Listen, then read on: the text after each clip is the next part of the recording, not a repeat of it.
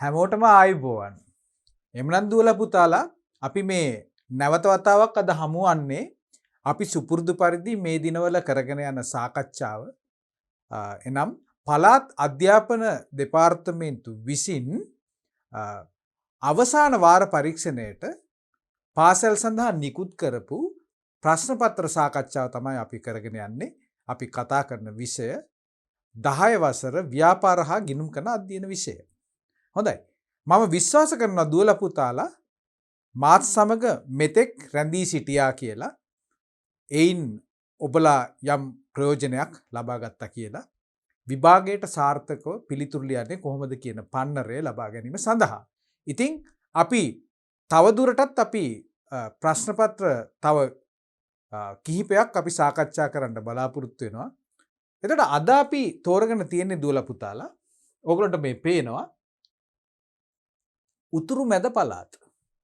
උතුරු මැද පළාතේ පාසල් සඳහා 2018 වසරේ අපි අවසාන වාර පරීක්ෂණයේ විදිහට පාසල් සඳහා නිකුත් කරපු ප්‍රශ්න පත්‍රය තමයි අද අපි තෝරගෙන තියෙන්නේ සාකච්ඡා කරන්න. එතකොට මේ ප්‍රශ්න පත්‍රයේ පළවෙනි ප්‍රශ්න පත්‍රය තමයි අපි පළවෙනි පරිච්ඡේදයෙන් සාකච්ඡා කරන්න බලාපොරොත්තු වෙන්නේ.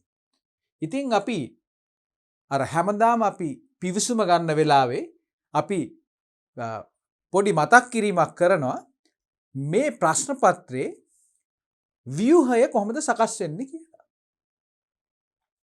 අපි දන්නවා මේ ප්‍රශ්න පත්‍රය බහුවර්ණ ප්‍රශ්න පත්‍රයක්. ප්‍රශ්න කීයක් තියෙනවද? ප්‍රශ්න ඔක්කොම 40ක් තියෙනවා. අපිට හරියටම පැයක කාලයක් ලැබෙනවා මේ ප්‍රශ්න පත්‍රයට පිළිතුරු ලියන්න. එහෙමනම් ප්‍රශ්න 40යි ඒ සඳහා අපිට හම්බෙනවා පැයක්. ඒ කියන්නේ හැම ප්‍රශ්නයකටම අපිට විනාඩි කොච්චර හම්බෙනවද? විනාඩි 1:00ක් හම්බෙනවා. කල්පනා කරන්න. ඒ කියන්නේ අපි දන්නවා විනාඩි 60ක් තියෙනවා පැයට. ලකුණු 40ක් ලබා ගැනීමට අපිට විනාඩි 60ක් ලැබෙනවා කියලා කියන්නේ එක ප්‍රශ්නයක් අපිට කල්පනා කරන්න තියෙනවා විනාඩි 1:00ක කාලයක්. ඒකත් අපි ඔළුවේ තියාගන්න එක හොඳයි. සමහර ප්‍රශ්න අපිට ලේසි ඒවා ලැබෙනවා. එතකොට අපිට ටක් ගාලා නිවැරදි පිළිතුර තෝරගෙන අපිට ඉස්සරහට යන්න පුළුවන්. ඒ වගේම කල්පනා කරන්න ඕන නම් එහෙම නැත්නම් පොඩි පොඩි ගණනය කිරීම කරන්න පුළුවන් නම් අපිට පෙනෙයි මේ ප්‍රශ්න පත්‍රයේ අගට යනකොට.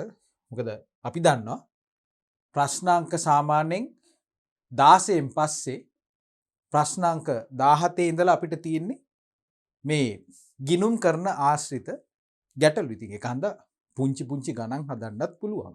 ඉතින් මේ වගේ ගණන් හදන දේවල් වලට අපි කාලය ටිකක් වැඩිපුර තියාගන්න ඕන. ඒක නිසා අපි උපක්‍රමශීලී වෙන්න ඕන.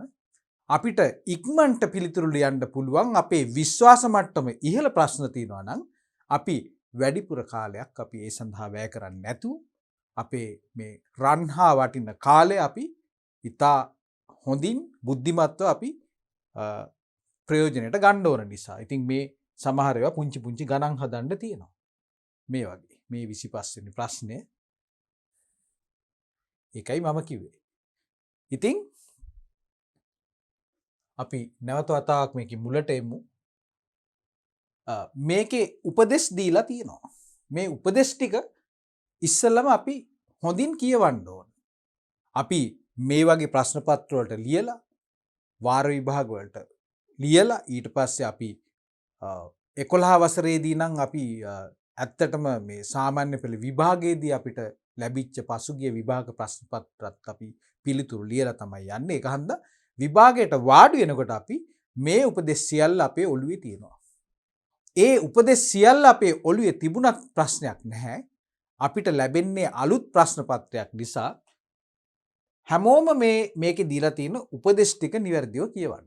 මොකද අපි දන්නේ නැහැ කොයි වෙලාවෙ මේ ප්‍රශ්න පත්‍රයේ ව්‍යුහයට වෙනසක් සිද්ධ කරනවද කියලා. ඉතින් එහෙම වෙනසක් තිබ්බොත් අපිට ඒ කරුණු හෙලි කරගන්න තමයි මම ඕගලන්ට කිව්වේ මේ උපදෙස් කියවන්න කියලා. ඉතින් මේකේ කියනවා 1 සිට 40 දක්වා ප්‍රශ්නවලදී 1 2 3 4 ආදී වශයෙන් අපිට හම්බෙන්නේ ඇත්තටම පිළිතුරු 4ක් තමයි ලැබෙන්නේ. පිළිතුරු කීයක්ද අපිට ලැබෙන්නේ? පිළිතුරු 4ක්. ඉතින් මේ පිළිතුරු 4ෙන් අපි මොකද කරන්නේ? නිවැරදි පිළිතුර ඒකට තියෙන සමහරලාට කවයක් දෙයි. අපි ඒකට හරියක් දැමීමෙන් අපි ඒක තමයි අපි තෝරගන්න පිළිතුර කියලා අපි ඉඟියක් දෙනවා. ඉතින් ඒ විදිහට තමයි අපි බහුවර්ණ ප්‍රශ්න පත්‍ර වලට පිළිතුරු ලියන්නේ. ඉතින් මේකේ බලන්න සමහර වෙලාවල් වලදී මේ වගේ සිද්ධි දෙනවා. ඒ කියන්නේ පළවෙනි ප්‍රශ්නයේදී ගොඩක් වෙලාවට අපිට චූටි සිද්ධියක් දෙනවා. කේස් ස්ටඩි එකක්. ඉතින් ඒ සිද්ධිය කියවලා තමයි අංක 1 සිට 3 දක්වා ප්‍රශ්න වලට ලියන්න ඕනේ. ඉතින් ඒකන්ද මේ සිද්ධිය අපි දෙපාරක්වත් කියවලා මේකේ වැදගත් කරුණු තියෙනවා නම් අපිට ඉරි ගහලා රවුම් කරලා පාට කරලා ඒ වගේ මොකක් හරි අපේ මතක ශක්තිය තුලට මේක ඇතුල් කරගන්න ඕන. ඒක තමයි මම කියන්නේ. ඉතින් 1 2 3 සඳහා මෙන්න මේ සිද්ධිය. ඊට පස්සේ ස්වාධීන ප්‍රශ්න ලැබෙනවා. ඉතින් විවිධාකාරයේ ප්‍රශ්න ලැබෙනවා. මේ තියෙන්නේ ව්‍යාපාර කොටසෙන්. මුලින්ම අපිට ලැබෙන ප්‍රශ්නාංක 16 දක්වා බොහෝ විට අපිට ලැබෙන්නේ මේ ව්‍යාපාර අධ්‍යයන කොටසෙන් අපිට ලැබෙන දේවල්. ඉතින් මෙන්න මේ වගේ ප්‍රශ්නත් සමහර වෙලාවට අපිට ලැබෙනවා. මේ වගේ හිස්තැනක් පෙන්නනවා. ඡේදයක් දීලා ඒ ඡේදේ හිස්තැනක් දීලා ඒ කියන්නේ ඡේදය අසම්පූර්ණ කරලා තියෙනවා. ඉතින් මේ ඡේදයට හොඳ අර්ථයක් දෙන්න තමයි මේ ප්‍රශ්නේ සකස් වෙන්නේ. ඉතින් මෙතන මේ වගේ හිස්තැන් දෙකක් දීලා තියෙනවා. එතකොට මේකෙන් අහනවා මේ 1 සහ 2 හිස්තැන් සඳහා වඩාත්ම ගැළපෙන විකල්ප දෙක මොනවද?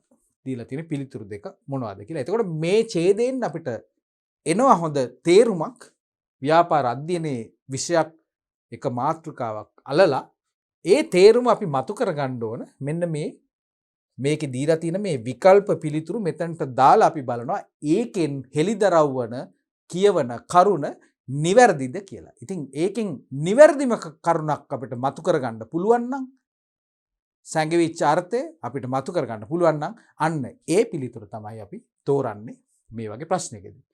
ඊට පස්සේ මේ සාමාන්‍ය විදිහට අපිට ප්‍රශ්න විකල්ප 4න් එකක් තෝරගන්න ඒවා. ඊට පස්සේ මෙන්න මේ වගේ දේවලුත් වෙනවා. මේ 14 වෙනි ප්‍රශ්නේ තියෙන්නේ ප්‍රකාශ 4ක් දීලා තියෙනවා. ඊට පස්සේ කියනවා ඒ කියන්නේ කේවල ස්වාමි ව්‍යාපාරික ලක්ෂණ, ඊට පස්සේ ලක්ෂණ අතරින් කේවල ස්වාමි ව්‍යාපාරිකට අදාළ ලක්ෂණ. ඒ දෙක කොයි දෙකද කියලා. එතකොට මේකෙන් මේ 4න් එකක් දෙකක් කියලා කියනවා. එතකොට දෙකක් අනිවාර්යයෙන්ම අපි දන්නවා මේකෙන් කේවල ස්වාමි ව්‍යාපාරයකට අදාළ දේවල් කියලා. ඒ දෙක අපි හොයන්න ඕන. මෙතනත් එහෙමයි. ඒ වගේ අපිට මේ ඊට පස්සේ මේ 17 වෙනි ප්‍රශ්නේ ඉඳලා අපි අර මං ඉස්සෙල්ලා කිව්ව විදිහට ගිනුම් කරන විෂය අලලා අපිට සකස් වෙන ප්‍රශ්න.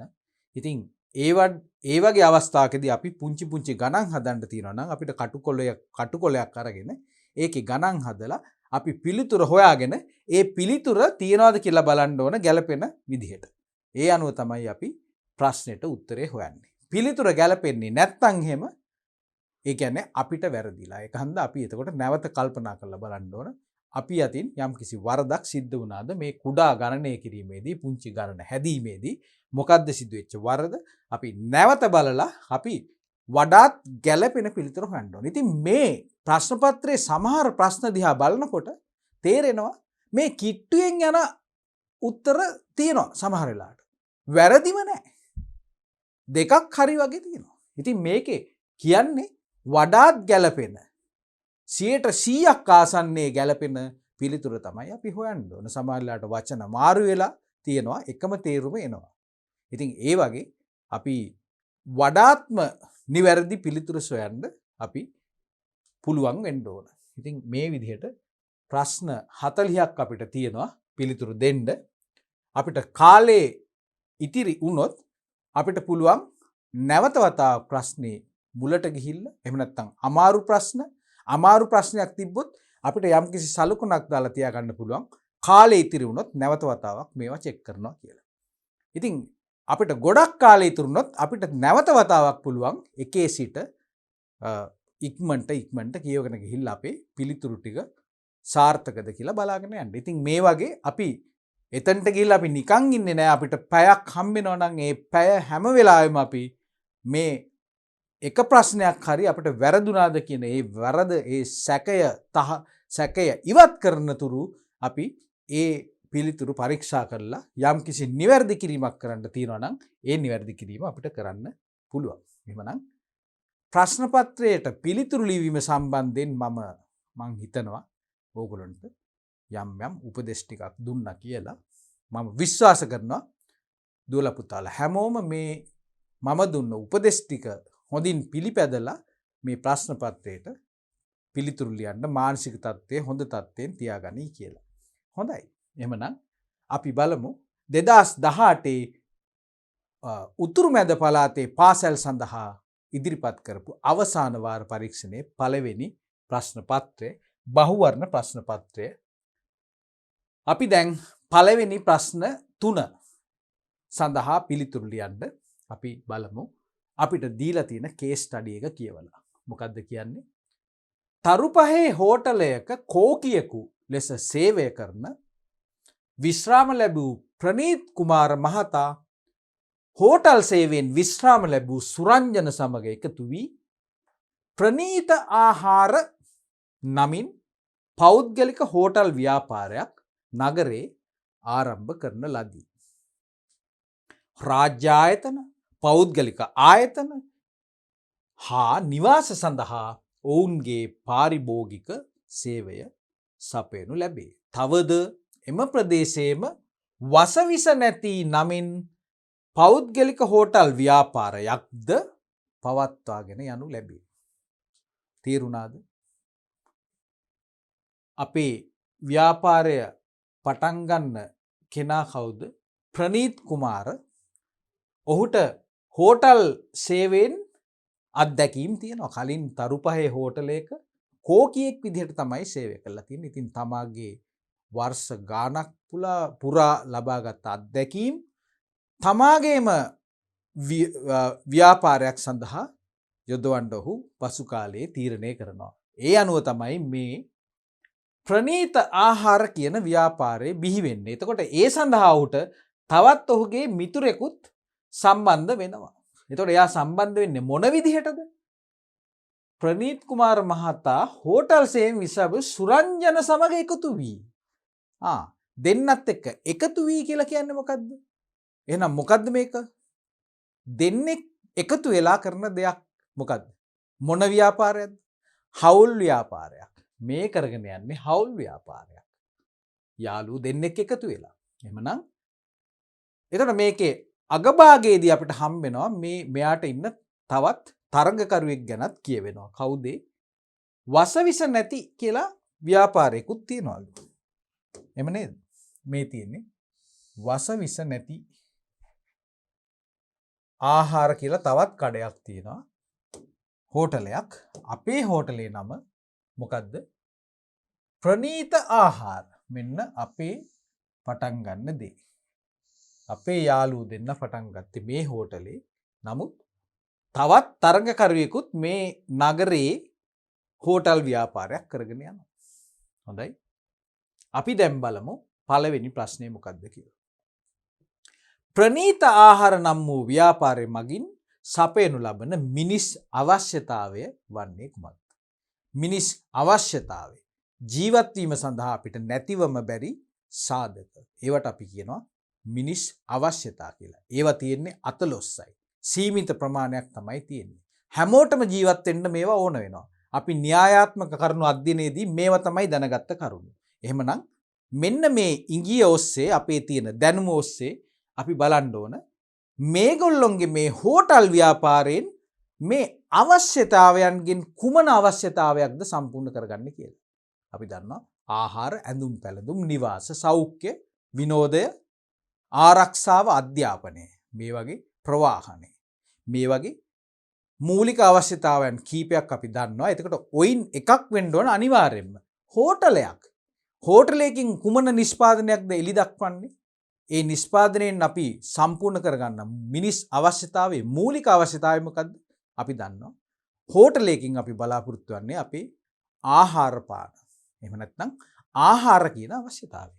අපි බලමු මොනවද අපිට ලැබෙන විකල්ප පිළිතුරු කියලා. වින්දනය, නිවාසය, ආරක්ෂාවය, ආහාරය. එතකොට මේකේ ප්‍රනීත ආහාර. අපි හෝටලයකට විශේෂයෙන් යන්නේ මං කිව්වා වින්දනයක් ලබන්න තමයි. ඒ වගේම වින්දනයක් අපිට විනෝදයක් ලැබෙනවා. නමුත් ඒ වින්දනයට උඩින් අපිට තියෙනවා අපේ ඊට වඩා බරපතල අපි ඉෂ්ට කරගන්න අවශ්‍යතාවයක් හෝටලයකින්. හෝටලයකට අපි විශේෂයෙන් යන්නේ මෙන්න මේ ආහාර කියන අවශ්‍යතාවය සම්පූර්ණ කරගන්න. ඉතින් මේ හෝටල් ව්‍යාපාරයක් කියලා කියන්නේ මෙයාගේ නිෂ්පාදනය මොනවද? මේ කෑම බීම තමයි. ප්‍රනීත ආහාර. මේ කේස් ස්ටඩි එකේ දීලා තියෙන මේ ඒ වචන වලින් අපිට තේරෙනවා මේක අර තරු පහේ හෝටලයක් වගේ එකක් නෙමෙයි. මේක මේ කෑම බීම දෙන එකක්. මේ තව තරඟකරු දිහා බැලුවත් වසවිස නැති ආහාර. එතකොට මේකෙන් අපේ ආහාර පාන තමයි මේ හෝටලෙන් දෙන්නේ. මේක අර නවාතැන් ලබා ගන්න හෝටලයකට වඩා. එවනම් අපිට පුළුවන් අපේ පිළිතුර තහවුරු කරන්න. මොකද්ද? 4 වෙනි පිළිතුර අපි තහවුරු කරනවා ආහාර අවශ්‍යතාවය. හොඳයි. අපි දැන් බලමු. ඊළඟ ප්‍රශ්නේ. මෙම ව්‍යාපාරයේ සතු ශක්තියක් වන්නේ. අපි ශක්තියක් කියලා කියන්නේ මොකද්ද? අපි ශක්තියක් කියලා කියන්නේ නිකන් සිංහල භාෂාවේ වචනයක් නෙමෙයි. අපි ව්‍යාපාර අධ්‍යයනයේදී ශක්තිය කියන එක අපිට විශේෂ වචනයක්. ව්‍යාපාර අධ්‍යයනයේ තියෙන න්‍යායාත්මක වචනයක්. මොකද්ද? අපි දන්නවා අපි ව්‍යාපාරයක් කරගෙන යන්න ඉස්සෙල්ලා එහෙම නැත්නම් කරගෙන යෑමේදී අපි නිරන්තරයෙන්ම අධ්‍යයනය කරනවා මොකද්ද? මේ ව්‍යාපාරයේ ක්‍රියාත්මක වන වටපිටාව. ව්‍යාපාරක වටපිටාව. මොකද්ද වටපිටාව කියලා කියන්නේ? මේ අපේ තියෙන සබාදහම ඒකම නෙමෙයි. මේ වටපිටාව කියනකොට අපි විශේෂයෙන් අපි බලන්නේ මේ ව්‍යාපාරයේ ක්‍රියාකාරීත්වයට යම් තර්ජන බලපෑම් එල්ල කරන්න පුළුවන් බලපෑම්. ඒ කියන්නේ සමහර වෙලාවට ඒක හොඳ පැත්තට වෙන්න පුළුවන්. යහපත උදෙසා වෙන්න පුළුවන්. තවත් සමහර දේවල් අයහපත උදෙසා වෙන්න පුළුවන්. ඉතින් මේ ව්‍යාපාරයක ක්‍රියාකාරීත්වයට උදව් කරන්න පුළුවන් බලපෑම් කරන්න පුළුවන් සාධක තියෙනවා. ඉතින් අපි ඒ සාධක පිළිබඳ අධ්‍යයනයක යෙදෙනවා. ඒ සාධක කිව්වෙන් පස්සේ ඒකට මිනිස්සු පාර්ශවයන්ද අයිති වෙනවා. වෙනත් සාධකද අයිති වෙනවා. දේශපාලන පරිසරය, නෛතික පරිසරය, ස්වාභාවික පරිසරය, නීතිමය පරිසරය, මම ඒක කිව්වා නෛතික පරිසරය කියලා. ගෝලීය පරිසරය, මේ වගේ විවිධාකාර සාධක තියෙන්නත් පුළුවන්. ආර්ථික පරිසරය. අපි මේ දිනවල අපි විශේෂයෙන් අපි අවධානයෙන් ඉන්න පරිසරයක්. මේ ව්‍යාපාර වලට විශාල බලපෑමක් එල්ල කරන්න පුළුවන් සාධක ගොන්නකින් සමන්විත ආර්ථික පරිසරය. මේවට පුළුවන් ව්‍යාපාරයේ සාර්ථකත්වයේ හෝ අසාර්ථකත්වයේ සඳහා විවිධ වූ බලපෑම් එල්ල කරන්න. ඉතින් එහෙනම් අපි මෙතන කතා කරන්නේ අන්න ඒ විදිහේ ශක්තියක්. වෙන ශක්තියක් නෙමෙයි. ව්‍යාපාරයේ සතු ශක්තියක් වන්නේ මේ කේස් ස්ටඩි එකේ දීලා තියෙන කරුණුත් එක්ක. මොකද්ද? වසවිස නැති ආහාර හෝටලය එම ප්‍රදේශයේම පවත්වාගෙන යාම. ඒක ශක්තියක් වෙනවද? මේ තරඟකරුවෙක් ක්‍රියාත්මක වෙනවා නම් තවත් හොඳ නිෂ්පාදනයක් එක්ක. මොකද මේ වසවිස නැති ආහාර තමයි අලෙවි කරන්නේ. එතකොට මිනිස්සු වසවිස නැති ආහාර කෙරෙහිත් මේ දිනවල විශාල උනන්දුවක් දක්වනවා. ඒකන්ද ඒ වගේ තරඟකරුවෙක් ඉන්නවා කියන එක අපිට ශක්තියක් වෙන්නේ නැහැ. එහෙමනම් අපි බලමු ඊළඟ පිළිතුර. මේක අපිට බාර ගන්න බෑ වගේ පිළිතුරක්. ප්‍රනීත් කුමාර කෝකියෙකු ලෙස සේවය කර තිබීම. ඒකේ මොන හරි දෙයක් තියනවද? අපි කියෙව්වා මේ ප්‍රනීත් කුමාර කලින් අවුරුදු ගණනාවක් හෝටල් ශේෂ්ත්‍රයේ කෝකියෙක් විදිහට, කෝකියෙක් කියලා කියන්නේ ආහාර පාන සකස් කිරීම පිළිබඳ විශේෂඥ දැනුමක්, විශේෂයෙන් තරු පහේ හෝටලයක වැඩ කරොත් ඒවල කෝකියෙක් කියලා කියන්නේ ඉතාමත් රසවත් ආහාර විවිධ ක්‍රමවලට හදන්න පුළුවන් විශාල දැනුමක් තියෙන, අත්දැකීම් සම්භාරයක් තියෙන පුද්ගලයෙක්.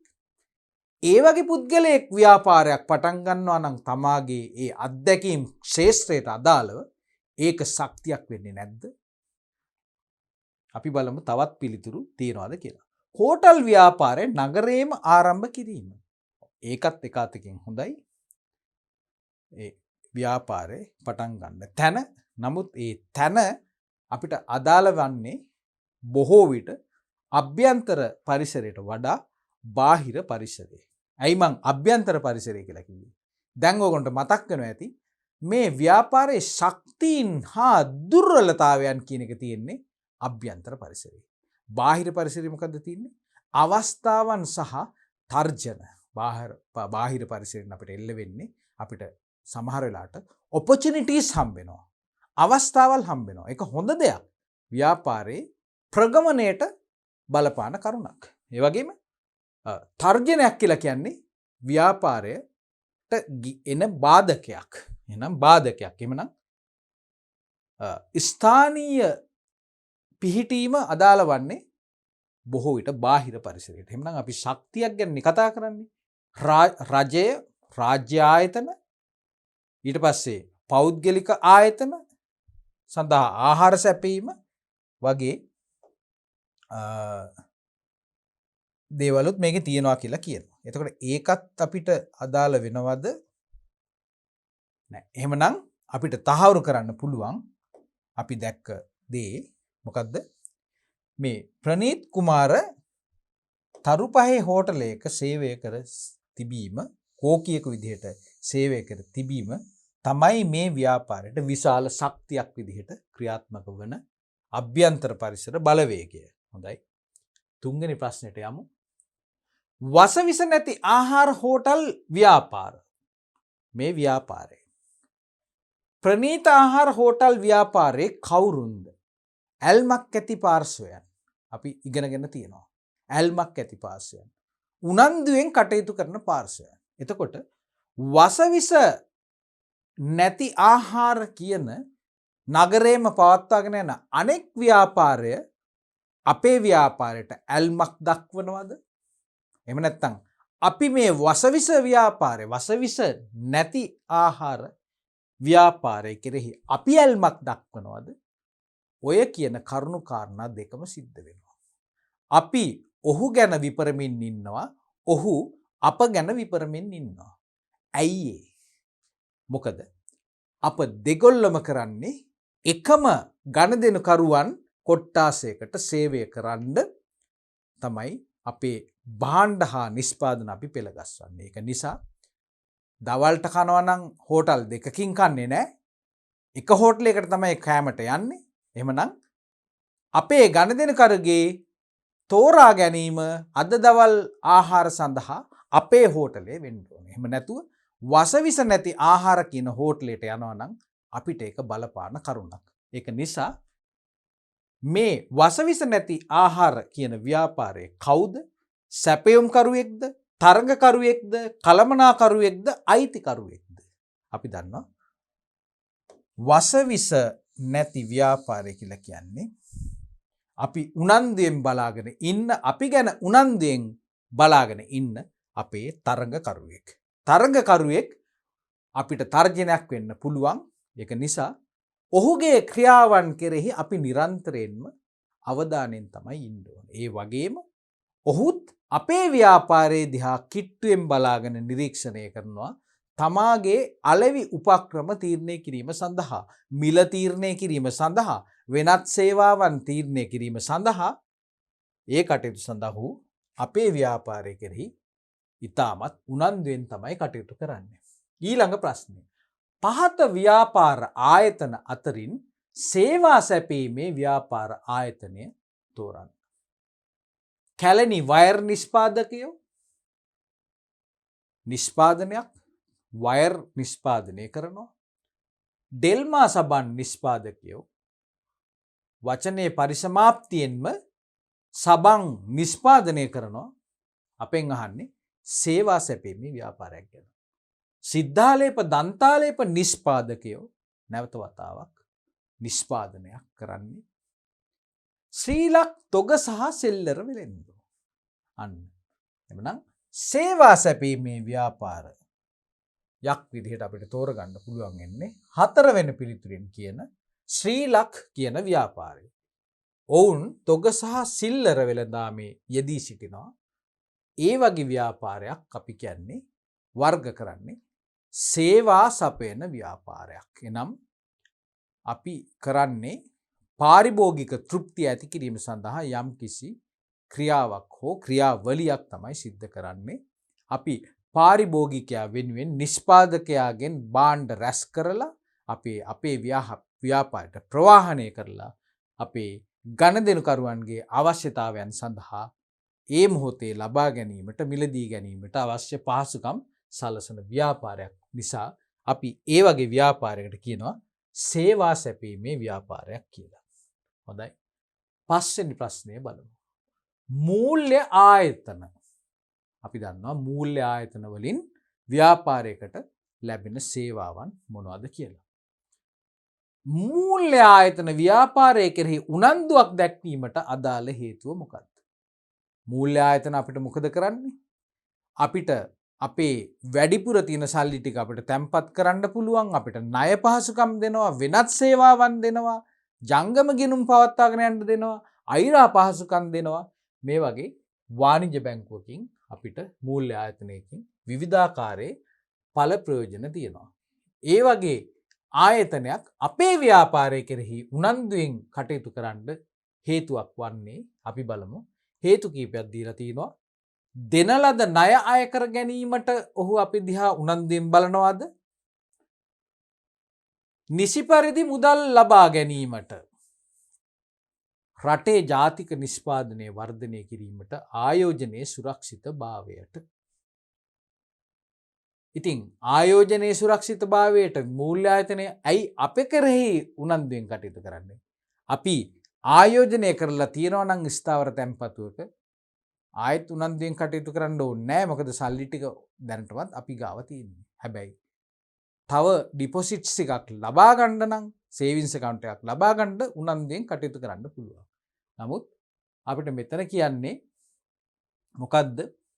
වඩාත් ගැළපෙන පිළිතුර.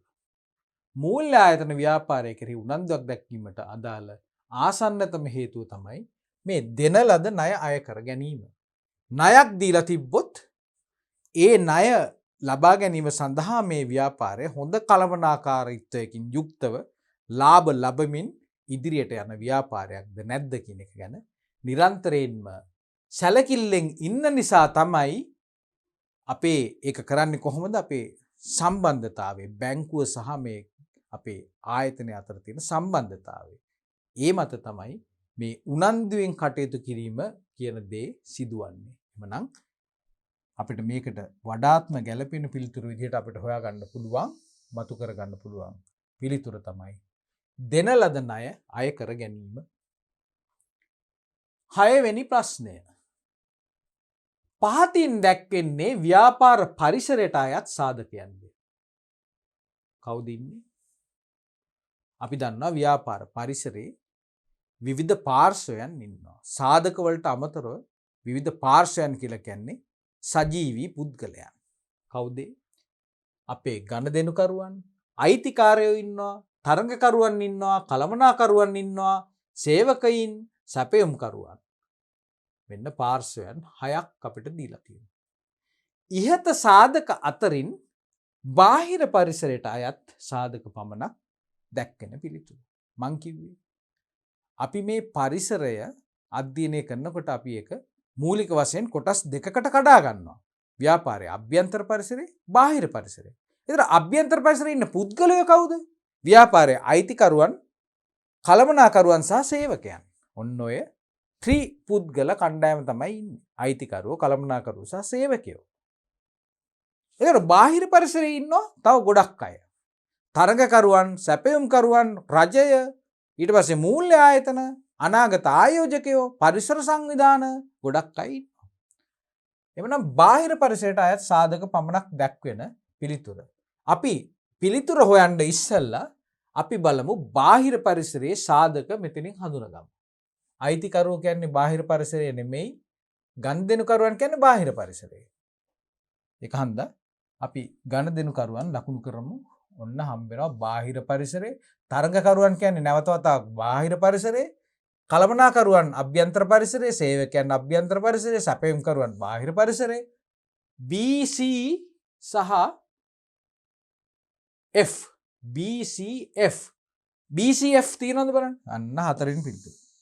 BCF කියන එක තියෙනවා. අනිවාර්යයෙන්ම තියෙන්න ඕන. එමනම් බාහිර පරිසරයට අයත් සාධක ලැබෙන පිළිතුර තමයි BC සහ F. ගනුදෙනුකරුවන්, තරඟකරුවන් සහ සැපයුම්කරුවන්. අනෙකුත් පාර්ශ්වයන් අභ්‍යන්තර පරිසරයට අයත්. භාණ්ඩවල ලක්ෂණයක් නොවන පිළිතුර 7 වෙනි ප්‍රශ්නය. භාණ්ඩවල ලක්ෂණයක් නොවන. හොඳට මතක තියාගන්න. නොවන කියන එක තමයි මෙතන කියන්නේ. ලක්ෂණයක් වන නෙමෙයි. දෘශ්‍යමාන වීම කියලා කියන්නේ භෞතික පැවැත්මක් තිබීම භාණ්ඩයක ලක්ෂණයක්. නිවැරදි. මැනිය හැකි වීම. ඔව් අපිට ගණන් කරන්න පුළුවන්. මනින්න පුළුවන්. එහෙම නේද? භාණ්ඩවල ලක්ෂණ. ඒ කියන්නේ භෞතික පැවැත්මක් තියෙනවා. ඒකේ බර හොයන්නත් පුළුවන්. ගණන් කරන්නත් පුළුවන්. ගබඩා කළ නොහැකි වීම. භාණ්ඩයක් ගබඩා කරන්න බැරිද? පෙට්ටියක් ඇතුලේ, ගබඩාවක් ඇතුලේ. ඒ වගේ මොකක් හරි ඇසුරුමක් තුල අපිට භාණ්ඩයක් ගබඩා කරන්න බැරිද? මේක කියන්නේ එහෙම බෑ කියලා. ගබඩා කළ නොහැකි වීම. අපෙන් අහන්නේ ලක්ෂණයක් නොවන පිළිතුර. නොවන පිළිතුර. එහෙමනම් ගබඩා කළ නොහැකි වීම කියන එක ගැන අපිට එකඟ වෙන්න බෑ. භාණ්ඩයක් ගබඩා කරන්න පුළුවන්. එමනම් පිළිතුර අපි තහවුරු කරනවා 2. 8 වෙනි ප්‍රශ්නය. භාණ්ඩ හා සේවා නිෂ්පාදනය සඳහා අවශ්‍ය වන සම්පත් ඔන්න හිස්තැනක් තියෙනවා. ලෙස හඳුන්වන අතල ඒ සම්පත් වලට කියන නිෂ්පාදනය සඳහා අවශ්‍ය සම්පත් වලට කියන නම මේ ව්‍යාපාරික භාෂාවෙන් කියන නම තමයි මෙතනට එන්න ඕන. ලෙස හඳුන්වන අතර සබාදහමෙන් ලැබී ඇති සියලුම සම්පත් යන්නට අයත් වේ. හිස්තැන් දෙකක්. මොකක්ද දැන් කියන්නේ? ඉහත 1 හා 2 හිස්තැන් සඳහා අනුපිළිවෙලින් ඇති නිවැරදි පිළිතුර. අනුපිළිවෙලින් මතක තියාගන්න. පිළිවෙලින් තියෙන එක ඉස්සෙල්ලාම තියෙන්න ඕන මොකද්ද? මෙතනට එන පිළිතුර. නිෂ්පාදනය සඳහා අවශ්‍ය සම්පත් හඳුන්වන්නේ කුමන නමකින්ද? භාණ්ඩයක් නිෂ්පාදනය සඳහා අපි භාවිතා කරන අවශ්‍ය කරන විවිධාකාරයේ ඒ අමුද්‍රව්‍ය අපි කුමන නමකින්ද හඳුන්වන්නේ? අපි බලමු. නිෂ්පාදන සාධක. ඔව්. නිෂ්පාදන සාධක තමයි භාණ්ඩයක් නිෂ්පාදනය කරන්න අපිට උපකාරී වෙන්නේ. ඊට පස්සේ දෙවෙනි එකෙන් කියන්නේ ලැබී ඇති ඊට පස්සේ කියන සබාදහමෙන් ලැබී ඇති සියලුම සම්පත් වලට අපි කියන නමක් තියෙනවා. භූමිය. අපි ඉගෙන ගත්තේ මේ දේ තමයි. අපිට පිළිතුර පළවෙනි එකෙන්ම හම්බෙනවා. අපි බලමු අනිත් ඒවා මොකද්ද කියලා. නිෂ්පාදනය සඳහා අවශ්‍ය සියලුම සම්පත් වලට භූමිය කියලා කියන්නේ. භූමිය කියලා කියන්නේ නිෂ්පාදනය සඳහා අවශ්‍ය එක සම්පතක් විතරයි. තව තියෙනවා භූමිය, ශ්‍රමය, ප්‍රාග්ධනය, ව්‍යවසාය. 4 කොටාසයක් තියෙනවා. ඒක නිසා අපි මේකත් එක්ක එකඟ වෙන්න බෑ. ප්‍රාග්ධනය කියලා කියන්නේ ඒත් එකක්. සියලුම සම්පත් වලට අපි ප්‍රාග්ධනය කියලා කියන්නේ. නිෂ්පාදන සාධක සහ ශ්‍රමය.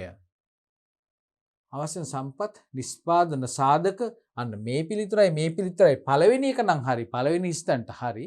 නමුත් සබාදහමෙන් හම්බෙනවට අපි ශ්‍රමය කියලා කියන්නේ. ශ්‍රමය කියලා කියන්නේ අපේ නිෂ්පාදනය සඳහා අපි දායක කරන අපේ මහන්සිය. සමහර අය ඉන්නවා කායිකව මහන්සි වෙනවා. ඇඟ හොල්ලලා බර උස්සලා එහෙම නැත්නම් මොනවා හරි සකස් කිරීමක් කරලා කායිකව කය සොලවා මේ භාණ්ඩ නිෂ්පාදනය වෙන්න දායක වෙනවා. තවත් සමහර අය ඉන්නවා ඒගොල්ලෝ ගණන් හදනවා. ඊට පස්සේ නිකන් මිශ්‍රණය හදනවා. හරිද බලනවා මේක යන ප්‍රමිතියට තියනවද බලනවා. මොකද්ද කරන්නේ? මානසික ශ්‍රමය. මානසික දායකත්වය. එහෙමනම් ඒකට කියන්නේ ශ්‍රමය. ඒ කියන්නේ සියලුම සම්පත් නෙමෙයි. එහෙමනම් අපි තහවුරු කරමු මේ අපිට හම්බෙන සියලුම සම්පත් වලට අපි නිෂ්පාදන සාධකය කියනවා. සබාදහමෙන් අපිට ලැබෙන සියලුම දේවල් වලට අපි කියනවා භූමිය කියලා. පොළොව අභ්‍යන්තරේ, පොළොව මතුපිට, මුහුද ඇතුලේ ඒ වගේ ඒ අපිට හම්බෙන ඒ සම්පත් වලට අපි කියන්නේ භූමිය කියලා. ප්‍රාථමික ස්වරූපයෙන් අපිට ලැබෙන සම්පත් අපි භූමිය කියලා හඳුන්වනවා. හොඳයි ඊළඟ ප්‍රශ්නයට යමු. 9 වෙනි ප්‍රශ්නය. ඒක පුද්ගල ව්‍යාපාර තනි පුද්ගල ව්‍යාපාර එහෙම නැත්නම් කේවල ස්වාමි ව්‍යාපාර ලොව පුරාම ප්‍රචලිත වීමට හේතුව ඇයි?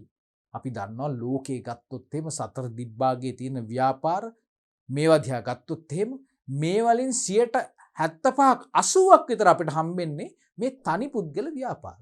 එහෙම නැතුව මේ තියෙන සමාගම් ජාත්‍යන්තර සමාගම් ඒවා ගත්තොත් එහෙම ඉතාමත් 14ක් තමයි තියෙන්නේ. ඔය කොකා කෝලා ඒ වගේ ඇපල් ඒ වගේ ආයතන ගත්තොත් එහෙම අපිට හම්බෙන්නේ 14යි. නමුත් අපි නොදන්න ගණන් කරන්න බැරි තරම් තනි පුද්ගල ව්‍යාපාර සෑම රටකම සෑම ගමකම අස්සක් මුල්ලක් නෑරම අපිට හම්බ වෙනවා. එහෙම වෙන්න හේතුව ඇයි? ඇයි විශාල පිරිසක් පෙළඹෙන්නේ මේ තනි පුද්ගල ව්‍යාපාරයක් ආරම්භ කරන්න? හේතුව ආරම්භ කිරීම පහසු වීම, ලියාපදිංචිය අනිවාර්ය නිසා. තනි පුද්ගල ව්‍යාපාරයක් ලියාපදිංචිය අනිවාර්යයිද? නැහැ. අපි දන්නවා ලියාපදිංචි කරන්න ඕන අවශ්‍යතාවයක් පැනගෙන ගින්නේ කොහොම හේතුවක් නිසාද කියලා. නෛතික පුද්ගලභාවයේ හිමිවීම නිසා නෑ. ඒකත් අපි එකඟ වෙන්නේ නැහැ. මොකද නෛතික පුද්ගලභාවයක් නැහැ තනි පුද්ගල ව්‍යාපාරයකට. වගකීම සීමා සහිතත් නැහැ. එහෙමනම් අපිට මෙතන නිවැරදි පිළිතුරක් විදිහට හම්බෙන්නේ පළවෙනි පිළිතුර විතරයි. අනිත් පිළිතුරු තුනම වැරදි. අසත්‍ය ප්‍රකාශයන් නිසා. හොඳයි. එහෙමනම් ඊටමත් පහසුවෙන් අවම වශයෙන් නීතිමය බලපෑමක් ඇතිව ඕනම කෙනෙකුට පහසුවෙන් ආරම්භ කරන්න පුළුවන් ව්‍යාපාර සංවිධාන විශේෂයක් තමයි ඒක පුද්ගල ව්‍යාපාර කියලා කියන්නේ. එහෙමනම් ඊළඟ ප්‍රශ්නය 10 වෙනි ප්‍රශ්නය. ලාභ හෝ අලාභ බෙදා ගන්නා අනුපාතය හවුල් ගිවිසුමේ සඳහන් නොවන්නේ නම් හවුල් ගිවිසුම කියලා කියන්නේ හවුල් ඔප්පුව කියන එකට. හවුල් ගිවිසුමේ සඳහන් නොවන්නේ නම් ලාභ අලාභ සමානව බෙදාගත යුතු බව සඳහන් වෙන්නේ කොතනද? මං හිතන්නේ මේ මෙච්චර විස්තරාත්මක විදිහට අපේ පෙළ පොතේ මේ කරුණ නෑ. නමුත් විභාගෙට මේ වගේ ප්‍රශ්නයක් ඇවිල්ලා තියෙනවා 2018. ඒක නිසා අපි මේ හවුල් ව්‍යාපාර සම්බන්ධයෙන් අපි හොයාගන්න පුළුවන් අතිරේක කරුණක් විදිහට අපිට දැනුමට එකතු කරගන්න පුළුවන්. හැබැයි ඕගොල්ලෝගේ පෙළ පොතේ එක දෙයක් තියෙනවා. හවුල් ඔප්පුව කියලා කියන්නේ මොකක්ද කියන එක.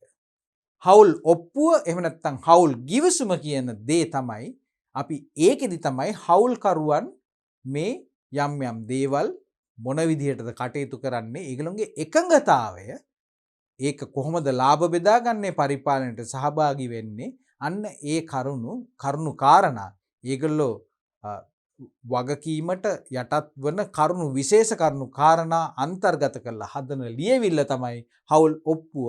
ඒ ගැන සඳහන් වෙනවා අපේ සිලබස් එකේ. නමුත් මේ අපි දන්නවා මේ හවුල් ව්‍යාපාර කියලා කියන්නේ යම්කිසි පනතක් මගින් තමයි මේක ඇත්තටම මේකේ නීතිමය කරුණු අපිට निराකරණය කරගන්න පුළුවන් වෙන්නේ. ඉතින් මේකට අදාළ අනපනත් කීපයක් තියෙනවා. සමාගම් පනතත් මේකට අදාළ වෙනවා. හවුල් ව්‍යාපාරයක සිටිය යුතු හවුල් කරුවන් ප්‍රමාණය ගැන සඳහන් වෙන්නේ සමාගම් පනතේ. හරි. ඊළඟට විශේෂයෙන් මේකට අදාළ වන්නේ මොකද්ද? මෙන්න මේ හවුල් ආඥා පනතයි. හවුල් ආඥා පනත 1890 හවුල් ව්‍යාපාර පිළිබඳ ආඥා පනත ඉතාමත් පැරණි නීතියක්. ඒතර ඒකේ තමයි මේ ලාභ අලාභ සමානව බෙදාගත යුතු බව. අපිට ඕනනම් කියන්න පුළුවන් ඔයා 80%යි මම 20%යි කියලා හවුල් ඔප්පුවකට දාලා අපි අස්සම් කරලා වාචිකව ලිඛිතව එකඟ වුණොත් ඒ විදිහට අපිට ලාභදායකත්වය ලබා ගන්න පුළුවන්. නමුත් අපිට අතපසු වුණා නම් හෝ අපි විශේෂයෙන් මේ ලාභ අලාභ බෙදා ගන්න විදිහ ගැන කතා කරන්නේ නැත්නම් ඒ වගේ අවස්ථාවක බලපවත්වන්නේ මේ 1890 හවුල් ආඥා පනත කියන නීතිය යටතේ තමයි අපි කරන්නේ ලාභ අලාභ සමානව භුක්ති විඳින්නේ 50% ගානේ සමානව. මෙතන කියන්නේ ඒකයි. ලාභයක් වුණොත් හෝ අලාභයක් වුණොත් සමානව බෙදාගත යුතු බව ගැන තමයි මේ කතා කරන්නේ. ඒකට අදාළ නීතිමය පරිසරය අපිට සකස් වෙන්නේ හවුල් ව්‍යාපාර පිළිබඳ ආඥා පනත මගින්. ඊළඟ ප්‍රශ්නේ 11 වෙනි ප්‍රශ්නය. රජයේ දෙපාර්තමේන්තු අරමුදල් සපයා ගන්නේ කොහොමද? අපි දන්නවා රාජ්‍ය දෙපාර්තමේන්තු කියලා කියන්නේ තවත් ව්‍යාපාර සංවිධාන වර්ගයක්.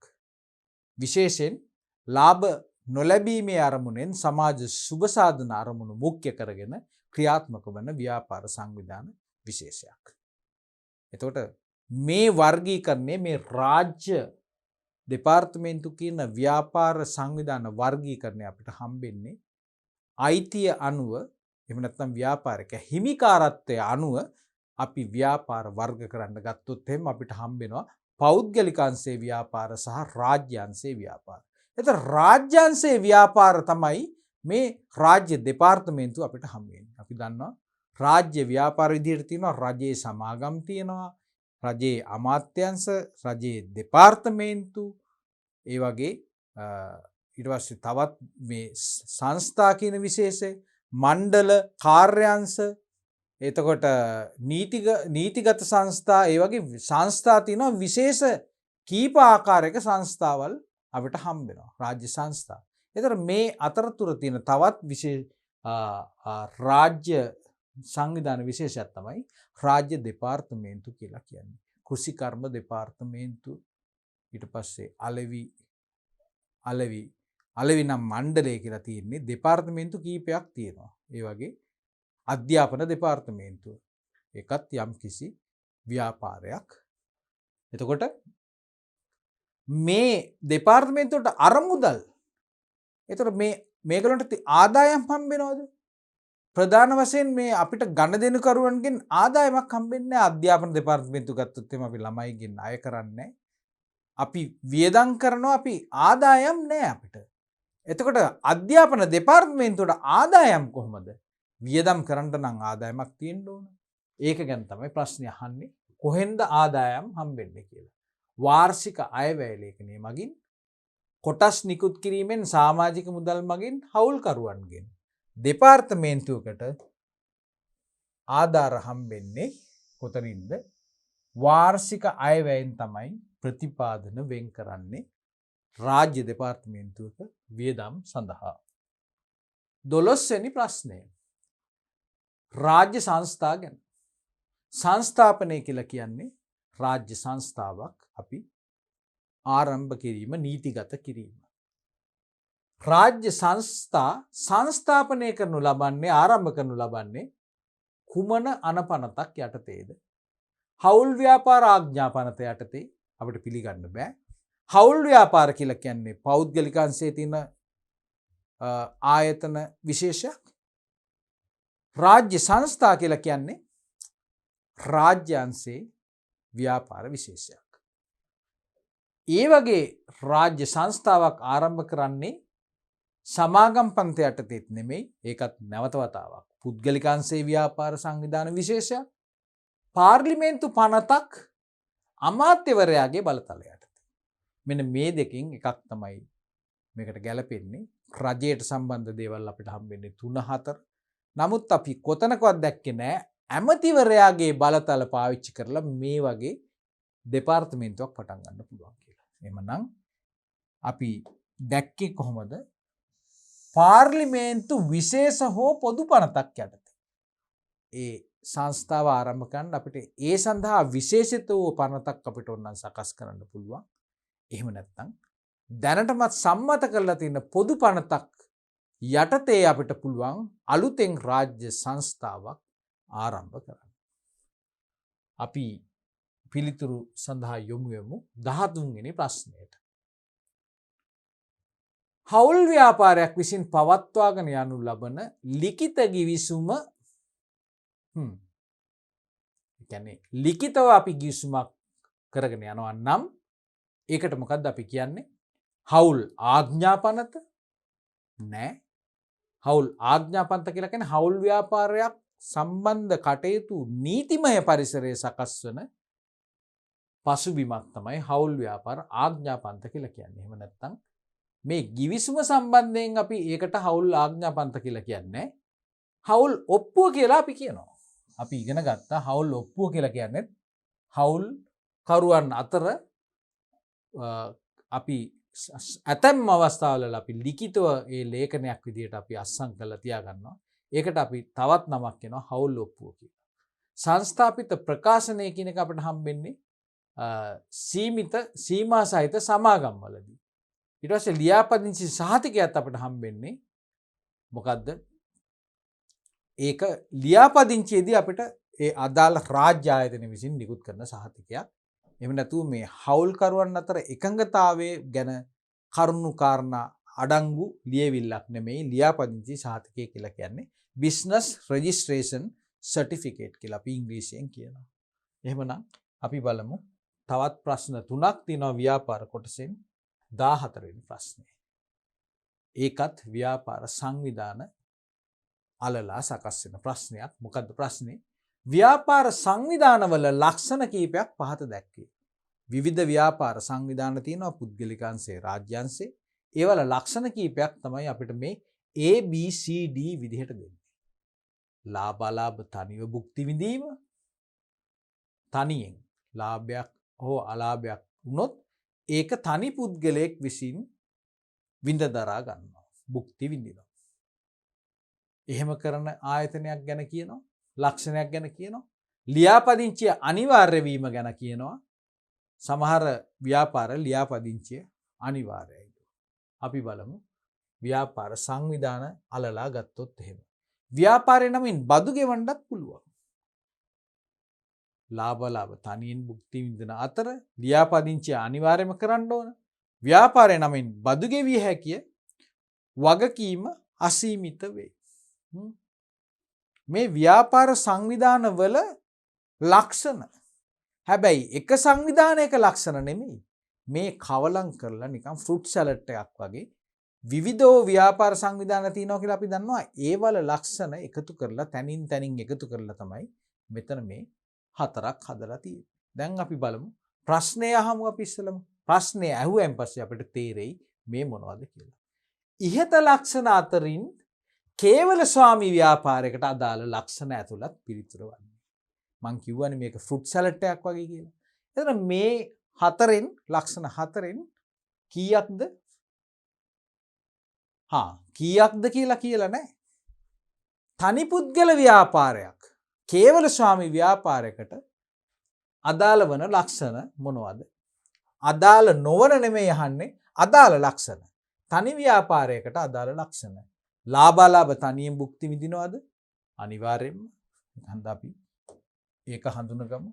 කේවල ස්වාමි ව්‍යාපාරයක ලක්ෂණයක් විදිහට. ලියාපදිංචිය අනිවාර්යයි. ඒක අපි බාරගන්නේ තනි පුද්ගල ව්‍යාපාරයක ලක්ෂණයක් නෙමෙයි. එහෙමනම් මේක ලියාපදිංචි අනිවාර්යයෙන් නම් ලෝකේ තියෙන සෑම තනි පුද්ගල ව්‍යාපාරයක්ම රජයේ ලියාපදිංචි වෙන්න ඕන. ලංකාවේ එහෙම තියනවද නීතියක්? නැහැ. ඕන තරම් අපිට හම්බ වෙනවා ව්‍යාපාර ලියාපදිංචි කළා නැහැ. ඕගොල්ලෝගේ ගෙදර ඉස්සරහා තියෙන සිල්ලර කඩේ ඒක ලියාපදිංචි කළා තියනවද? නැහැ. බොහෝ ව්‍යාපාර රජයේ ලියාපදිංචි ව්‍යාපාර නොවේ. ව්‍යාපාරේ නමින් බදු ගෙවන්න පුළුවන්ද මේ මොකටද? කේවල ස්වාමි ව්‍යාපාරයකට ව්‍යාපාරේ නමින් බදු ගෙවන්න පුළුවන්ද? නැහැ. බැහැ. බදු ගෙවන්නේ ව්‍යාපාරේ නමින් නෙමෙයි. ව්‍යාපාරේ අයිතිකරුවන්ගේ නමින් තමයි බදු ගෙවන්නේ කේවල ස්වාමි ව්‍යාපාරයට. ඒක නිසා මේකත් අපිට එකඟ වෙන්න බෑ. ලියාපදිංචි අනිවාර්යයක් නැහැ. වගකීම අසීමිතයි. අසීමිතයි කියලා කියන්නේ වගකීම සීමිතද? නැහැ. අසීමිතයි. මොකද අසීමිතයි කියලානේ? වගකීමේ ඉවරයක් නැහැ. මොනවා හරි දෙයක් සිද්ධ වුණොත් අපිට කියන්න බෑ මම වග කියන්නේ මෙන්න මේ ටිකට විතරයි කියලා අපිට අත පිහිද ගන්න බෑ. හරි? ඒ කියන්නේ වගකීමක් කියලා කියන්නේ මොකද්ද? වගකීමෙන් නිදහස් වෙන්න නම් අපිට මුදල් ගෙවන්න සිද්ධ වෙනවා. එහෙම නැත්නම් වෙනත් මුදල් වටිනාකමක් තියෙන දෙයක් දෙන්න සිද්ධ වෙනවා. අපෙන් දෙන්න දෙයක් යන දෙයක් තමයි මේ වගකීම කියලා කියන්නේ. අපිට ලැබෙන දෙයක් නෙමෙයි. ලැබෙන දෙයක් නම් අපිට හොඳයිනේ. එමනම් වගකීමක් කියලා කියන්නේ බරපතල කාරණයක්. අපි එකෙන් බේරෙන්න ඕන නම් අපිට මුදල් අලාභ සිද්ධ වෙන්න පුළුවන්. ඒක නිසා ඒක අසීමිතයිලු. අපි දන්නවා තනි පුද්ගල ව්‍යාපාරයක වගකීම අසීමිතයි කියලා තමයි අපි ඉගෙන ගත්තේ. අපේ පුද්ගලික දේපල දක්වා පවා මට තියෙනවා නම් මෝටර් රථයක්. එහෙම නැත්නම් මට තියෙනවා නම් එකම ගේ මට ඉන්න තියෙන එකම ගේ ව්‍යාපාරය කරලා කාට හරි අලාභයක් ඇති වෙලා ණයක් ගෙවන්න සිද්ධ වුණොත් මට ඉන්න තියෙන ගේ උනත් උකස් කරලා විකුණලා මට අර වගකීමෙන් නිදහස් වෙන්න නීතිය ඉදිරියට මාව ගෙනියන්න පුළුවන්. ඒක නිසා ඒක කේවල ස්වාමි ව්‍යාපාරයක තියෙන දුර්වලතාවයක් ලක්ෂණයක් විදිහට අපිට හඳුනා ගන්න පුළුවන්. එහෙමනම් ලාභ තනියෙන් භුක්ති විඳිනවා වගකීම අසීමිතයි. ඒ සහ ඩී කේවල ස්වාමි ව්‍යාපාරයක ලක්ෂණ. ඒ සහ ඩී කියන පිළිතුර අපි තහවුරු කරනවා.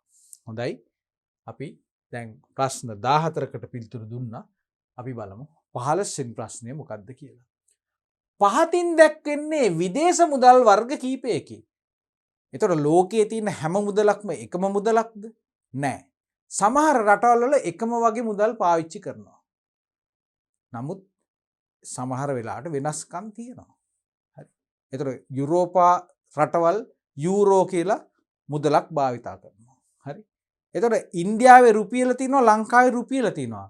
එතකොට අපි එකම මුදල් ඒකකයක් තමයි භාවිතා කරන්නේ. හැබැයි අපේ වටිනාකම් නම් එකයි නෙමෙයි. අපේ රුපියලයි ඉන්දියාවේ රුපියලයි කියලා කියන්නේ ඒක එකම වටිනාකමක් තියෙන දෙයක් නෙමෙයි. ඉන්දියාවේ රුපියල අපේ රුපියලට වඩා ගොඩක් වටිනවා. ඒක හන්ද ඉන්දියාවේ රුපියලක් ගන්න අපේ රුපියල් අපිට ගොඩක් දෙන්න සිද්ධ වෙනවා. හොඳයි. අපි මොකද්ද කියන්නේ මේ මොනවද තියෙන කරන්සිස් ටික? කරන්සිස් කියලා කියනවා ඉංග්‍රීසියෙන් මේ ව්‍යවහාර මුදල් වලට. කරන්සිස්. කාසි සහ නෝට්ටු ගැන මේ කතා කරන්නේ. ඉන්දියාවේ තියෙනවලු රුපියල්. ජපානයේ යෙන්. ජපානය යෙන්. බ්‍රිතාන්‍ය කියන රටේ තියෙනවා පවුන්, ස්ටර්ලින් පවුන් කියලා කියනවා. බහරේන් වල තියෙනවා ඩිනාර් කියලා මුදල් ඒකකයක්. කරන්සි එකක්. ඇමරිකාවේ තියෙනවා ඩොලර්. ප්‍රබල ලෝකේ තියෙන ප්‍රබලම මුදල් ඒකකය ඇමරිකානු ඩොලර්. ඕමානයේ තියෙනවා රියාල්. මැද පෙරදිග රට. ප්‍රශ්නේ තාම අපි දැක්කේ නැහැ. ඉහළ පිළිගැනීමක් ඇති මුදල් වර්ග දැක්වෙන පිළිතුර හොයන්න. ඉහළ පිළිගැනීමක්. මුළු ලෝකයේම විශාල ඉල්ලුමක් තියෙන කතා කරන අවශ්‍ය වෙන ගණදෙනු සඳහා භාවිතා වන වර්ගය මොනවද? ඒ වගේ කීයක්ද ඉහළ පිළිගැනීමක් ඇති මුදල් වර්ග දැක්වෙන පිළිතුර? හැම එකෙම තියෙන්නේ 3යි. කරන්සිස් 3යි. එහෙමනම් ඉහළම පිළිගැනීමක් තියෙන මුදල් ඒකක 3 මොනවද මෙතනින්? ඉන්දියානු රුපියල කියන්නේ ඉහළ පිළිගැනීමක් තියෙන එකක්ද? නෑ. නමුත් ජපානය කියලා කියන්නේ කාර්මිකාතින් ඉතාමත් දියුණු වෙච්ච රටක්. ලෝකේ රටවල් රාශියක් මේ ජපානයත් එක්ක ගනුදෙනු කරනවා.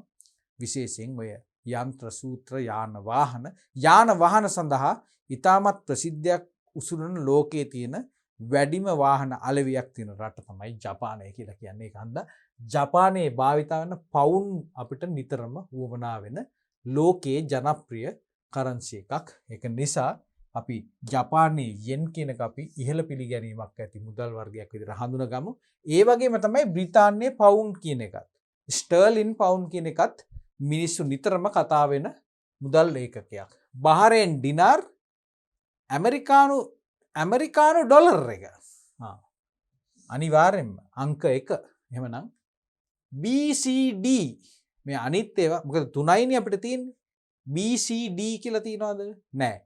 BCD නෙමෙයි BCE.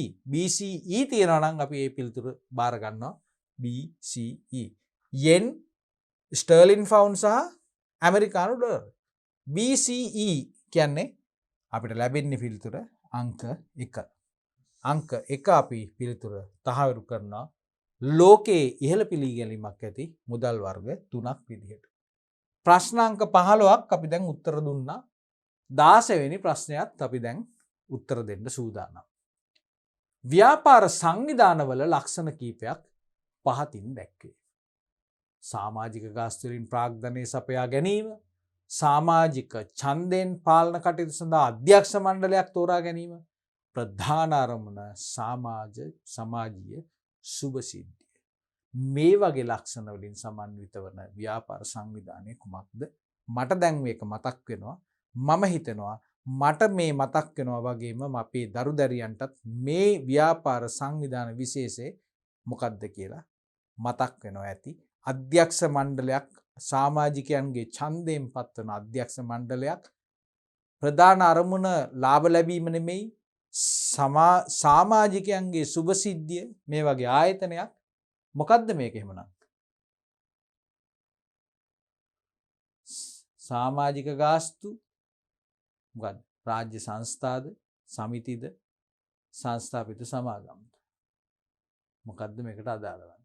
සමාජික ගාස්තු එකතු කරන්නේ ඊට පස්සේ අධ්‍යක්ෂ මණ්ඩලයක් ඉන්නේ. ඊට පස්සේ සමාජ සුභ සාධන කටයුතු සඳහා කටයුතු කරන ආයතන විශේෂය තමයි සමුපාකාර සමිති. දැන් අපිට ලැබෙනවා 17 වෙනි ප්‍රශ්නය.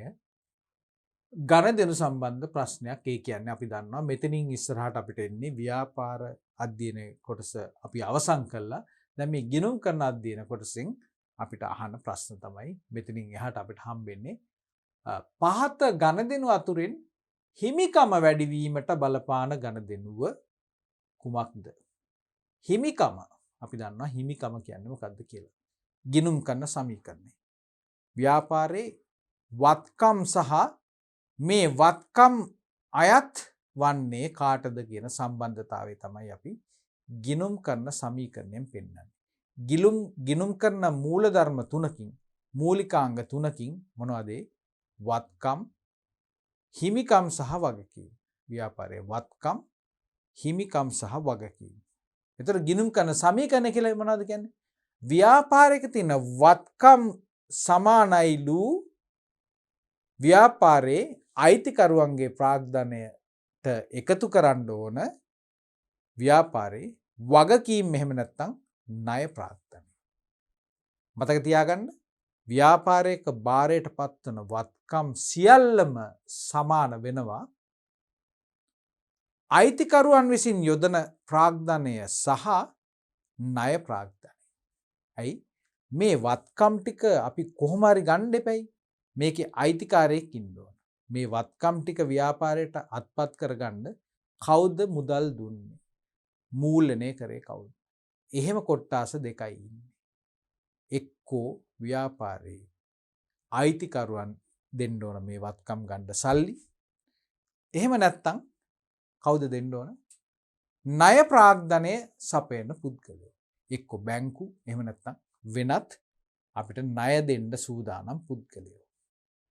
ඒකෙන් තමයි අපි ව්‍යාපාරේ වත්කම් අත්පත් කරගන්නේ.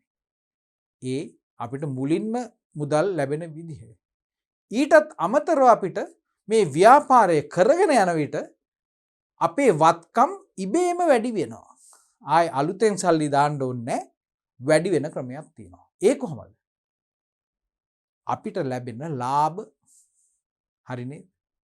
අපිට ලාභ ලැබෙනවා කියලා කියන්නේ අපි හිතමු රුපියල් 1000ක් දුන්නායින් පස්සේ 150ක ලාභයක් අපිට ලැබෙනවා. තව රුපියල් 500ක් වෙලා 1500ක් වෙනවා. එතකොට අර 500 එකතුනේ කොහොමද? අපිට ලැබිච්ච ආදායම්. එතකොට ඒ ආදායම් ටික අපි උපයන්න යම් යම් වියදම් ටිකකුත් අපි සිද්ධ කරන්න ඕන. ඒකයි වෙන්නේ. අපි හිතමු අපි බේකරි එක පාන් විකුණනවා කියලා. පාන් විකුණනකොට පාන් විකුණනකොට අපිට ලාච්චුවට සල්ලි එනවා 130 ගානේ. අපි හිතමු මේ දවස්වල පාන් රාත්තලක් 130යි. පාන් රාත්තලක් විකුණන හැම සැරේම 130ක් ලාච්චුවට සල්ලි වැටෙනවා. එතකොට ඒක ලාභේද අපි? නෑ. 130ක් ලැබුණාට ඒක ලාභේ නෙමෙයි. මොකද ඒ 130 ලැබෙන්නේ අපිට ඕක ඇතුලේ ගොඩක් දේවල් තියෙනවා. ඔය පාන් රාත්තල හදන්න අපි වියදම් කරපු පිටි ටික, පාන් ටික පුච්චන්න අපිට ගිය දරවලට ගිය වියදම, සේවකයන්ගේ මහන්සිය, විදුලි බිල, ලයිට් බිල, ගොඩනැගිල්ලට ගෙවන කුලිය, මේ ආදී වශයෙන් විවිධාකාර වියදම් තියෙනවා. එහෙනම් ආදායම් සහ වියදම් අතර වෙනසට අපි කියනවා ලාභය කියලා. ලාභයත් ව්‍යාපාරයේ වත්කම් වලට නැවත වතාවක් එකතු වෙනවා. ඒ කියන්නේ ඒකිනුත් අපිට අලුත් වත්කම් අත්පත් කරගන්න පුළුවන්. ඒක එක්ක මුදල් විදියට තියෙයි ඒ වැඩිපුර ලැබෙන මුදල් ටික. ඒක අයිති කාටද? ව්‍යාපාරයේ හිමිකරුවන්ට තමයි අයිති. අපි දැන් මේ කතා කරේ කෙටියෙන් නමුත් ගිණුම් කරන සමීකරණය කියන ඒකේ තියෙන මූලිකාංග ටික. ප්‍රධාන වශයෙන් වත්කම්, වගකීම් සහ හිමිකම්. දැන් මම ওই බේකරි උදාහරණයත් එක්ක කිව්වේ ලාභයක් අපි උපයනවා නම් ඒ ලාභයත් අපි ගලපන්නේ ව්‍යාපාරේ කාටද? ව්‍යාපාරේ හිමිකරුවන්ට. ප්‍රශ්නේ මොකක්ද? පහත ගණදෙනු අතුරෙන් හිමිකම වැඩිවීමට බලපාන ගණදෙනුව මොකක්ද? හිමිකම වැඩි වෙනවලු. අයිතිකරුගේ අයිතිය ඉහළ යනවලු ගණදෙනුවක් හන්දා. මොකක්ද ඒ ගණදෙනුව? විදුලි ගාස්තුව මුදලින් ගෙව්වොත් හිමිකම වැඩි වෙනවද? නැහැ. වියදමක් කියලා කියන්නේ හිමිකම අඩු වෙන්න හේතුවක්. 5%ක වට්ටමකට යටත්ව ණය හිමියෙකුට මුදල් ගෙවීම. සාමාන්‍යයෙන් ණය හිමියෙක් කියලා කියන්නේ අපි බඩු ණයට ගත්තයින් පස්සේ ඒ ණය නිදහස් වෙන්න කරන ගෙවීම. නේද? ඒතර ඒ ගෙවීම කරා කියලා අපේ හිමිකම වැඩි වෙනවද? නැහැ. එහෙම දෙයක් සිද්ධ වෙන්නේ නැහැ. හැබැයි 5%ක වට්ටමකට යටත්ව කිව්වොත් එහෙම අපිට ලැබෙන පොඩි ලාභයක් තියෙනවා. අන්න එතන නම් පොඩි පොයින්ට් එකක් තියෙනවා. නමුත් අපි ඒ හන්දා මේ පිළිතුර බාර ගන්නවාද හිමිකම වැඩි වෙන්න කියන එක තමයි ප්‍රශ්නේ තියෙන්නේ. අපි බලමු ඉස්සලම අනෙත් තව පිළිතුරු දෙකක් දීලා තියෙනවා. ඒ පිළිතුරු දෙක අපි ඉස්සලම බලමු. 2500ක බැංකු පොලියක් ගෙවීම කියලා කියන්නේ ආපහු වියදමක් කරා කියලා කියන්නේ හිමිකම වැඩිවීමක් නෑ. හිමිකම අඩු වෙනවා. වියදමක් නිසා. 15000ක අමතර ප්‍රාග්ධනයක් යොදවනවා අයිතිකරු. අමතරව. කලිනුත් සල්ලි දාලා තියෙනවා. ආයෙත් මොන හරි ගන්න ඕන භාණ්ඩයක් එහෙම නැත්නම් වැඩි ස්ටොක් එකක් ගන්න ඕන. අපි මොකද කරන්නේ? සල්ලි අපිට ආයෙත් ඕන නිසා අයිතිකරු තීරණය කරනවා ආපහු ගෙදර තියෙන සල්ලි ටිකක් ගෙනත් දාලා ව්‍යාපාරයට ආපහු නැවත වතාවක් ආයෝජනය කරනවා. එතකොට මොකද්ද වෙන්නේ? අයිතිකරුගේ අයිතිය තවත් ඉහළ යනවා. ව්‍යාපාරයට එක පැත්තකින් මුදල් ටික ගෙනත් දාපු හන්දා ව්‍යාපාරයේ වත්කම් වල අගේ ඉහළ යනවා. එතකොට ඒ වත්කම් වල අගේ ඉහළ යන ඒ වාසිය කාටද දෙන්නේ? අපි අයිතිකරුවන්ට. මොකද අයිතිකරු තමයි ගෙදරින් ගෙනල්ලා ඒ සල්ලි ටික දුන්නේ. වැරදිලාවත් ඒ සල්ලි ටික දුන්නේ බැංකුවක් නම් ඒකේ අයිතිය කාටද යන්නේ? අයිතිකරුගේ හිමිකම ඉහළ යන්නේ නැහැ. බැංකුවේ අයිතිය තමයි ඉහළ යන්නේ. වගකීමක් බැංකුව කියලා කියන්නේ වගකීමක්. එහෙමනම් 15000ක අමතර ප්‍රාග්ධනයක් ව්‍යාපාරයේ අයිතිකරුව ගෙනල්ලා දානවා කියලා කියන්නේ ව්‍යාපාරයට අනිවාර්යෙන්ම ඔහුගේ අයිතිය රුපියල් 15000කින් ඉහළ යනවා. අපි දැන් ප්‍රශ්න පත්‍රයේ භාගයට ආසන්න ප්‍රශ්න ප්‍රමාණයක් අපි දැන් සාකච්ඡා කළා. ඉතින් ඒක නිසා අපි මේ සාකච්ඡාව අරන් යන්නේ අපේ න්‍යායාත්මක කරුණුත් අපි මතක් කිරීමක් කරමින් අපි ඉක්මනට වේගවත්ව මතක් කිරීමක් කරමින් නැත්තම් මේ සාකච්ඡාව සාර්ථක වෙන්නේ නැහැ. නිකම්ම උත්තර ටික කියාගෙන යන එක කාටත් කරන්න පුළුවන් දෙයක්. ඊට වඩා හොඳයි අපි මේ න්‍යායාත්මක කරුණුත් අපි ඒ අවස්ථාවේදී ඒවත් වටයලා ඉවර වෙලා අපේ දැනුම පොඩ්ඩක් ආපහු අපි රිෆ්‍රෙෂ් කරගෙන අලුත් කරගෙනම අපිට මේ සාකච්ඡාව ඉස්සරහට ගෙනියන්න පුළුවන්. ඒක හන්ද තමයි අපි ටිකක් කල් වේලා අරගෙන අපි මේ වැඩේ කරන්නේ. නමුත් අපි විභාගයට පිළිතුරු ලියනකොට මතක තියාගන්න අපිට හම්බෙන්නේ පැයයි. එවනම් අපි මෙතනින් මේ පරිච්ඡේදයේ සාකච්ඡාව අපි අවසන් කරනවා.